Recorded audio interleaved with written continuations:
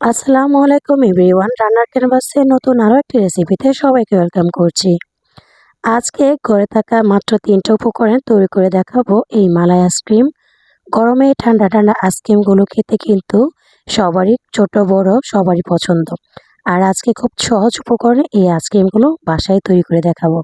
চলুন তাহলে কথা না বাড়িয়ে মূল রেসিপিতে ফিরে যাই।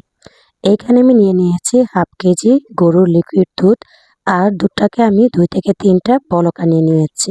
এই পর্যায়ে দুধটা কিন্তু আমার জাল করা হয়ে গিয়েছে। এখন দিয়ে দিয়েছি 1 কাপ পরিমাণ গুঁড়া দুধ। গুঁড়া দুধটা দিয়ে আমি কিছুক্ষণ ভালোভাবে নাড়িয়ে চেড়ে মিশিয়ে নিয়েছি। এতে করে কিন্তু গুঁড়া দুধটা নিচে পোড়া লাগার সম্ভাবনা থাকবে না। এখন দিয়ে দিয়েছি মিষ্টির জন্য 2 টেবিল চামচ পরিমাণ চিনি। আর এখন দিয়ে দিচ্ছি 1 টেবিল চামচ পরিমাণ কর্নফ্লাওয়ার। এখান থেকে আমি 1 কাপের মতো দুধ উঠিয়ে রেখেছিলাম।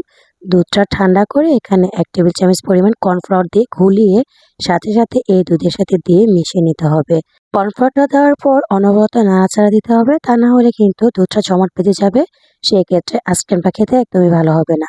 এই পর্যায়ে এখানে দিয়ে দিয়েছি 2 টেবিল চামচ পরিমাণ কনডেন্স মিল্ক। কেউ চাইলে এখানে চিনিটা স্কিপ করে শুধু কনডেন্স মিল্ক দিয়েও কিন্তু এই আইসক্রিমটা তৈরি করে নিতে পারেন। তো আমি এখানে 5 মিনিটের মতো জাল করে নিয়েছি। ঠিক এরকম ঘনত্ব অবস্থায় আমি এখন নামিয়ে নিয়েছি। নামিয়ে এই মিশ্রণটাকে ঠান্ডা করে এখন আমি আইসক্রিমের মোল্ডে ঢেলে নিয়েছি। এই তো অল্প অল্প করে আমি এখানে মোল্ডে ঢেলে নিয়েছি। এখানে 6টা আইসক্রিমের মোল্ড নিয়েছি আমি। আপনাদের কাছে যে কোনো ধরনের আইসক্রিমের মোল্ড থাকলে সেক্ষেত্রেও কিন্তু ওটার মধ্যে করতে পারেন। আর তাছাড়া যদি কোনো রকম মোল্ড নাও থাকে, চাইলে কিন্তু গ্লাসেও এই আইসক্রিমগুলো করে নিতে পারেন। তো এই তো আমি এখন আইসক্রিমের মোল্ডে আইসক্রিমগুলো দিয়ে এখানে একটা ফয়েল পেপার দিয়ে আটকে দিচ্ছি। তো আমার কাছে কিন্তু এখানে আইসক্রিমে দেওয়ার জন্য কিন্তু কাপ ছিল, তো আমি ওই কাপগুলো ব্যবহার করছি না। আমি এখান থেকে আর যে কিছুটা মিশ্রণ বেঁচেছিল ওই মিশ্রণগুলো ছোট একটা কুলফির আইসক্রিমের মোল্ডে ঢেলে নিয়েছি। আর এখন এগুলো ক্যাপ লাগিয়ে দিচ্ছি। আর অপেক্ষা করছি 3 থেকে 4 ঘন্টা পর। এই তো 3 থেকে 4 ঘন্টা পর আইসক্রিমগুলোকে আমি ফ্রিজ থেকে নামিয়ে নিয়েছি। আর এখন আমি আপনাদেরকে এগুলোকে খুলে দেখাচ্ছি।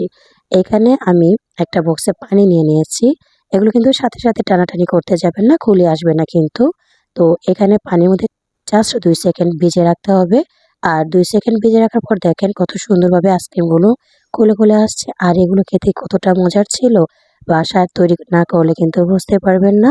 আর এইভাবে কিন্তু কোনো প্রকার কেমিক্যাল ছাড়া বাসায় অথেন্টিকভাবে এই স্বাস্থ্যকর উপায়ে আইসক্রিমগুলো বাচ্চাদের তৈরি করে দিতে পারেন এই গরমে। মন প্রাণ কলিজা কিন্তু জুড়িয়ে যাবে। আর এতটা মজার হয়েছিল কি বলবো।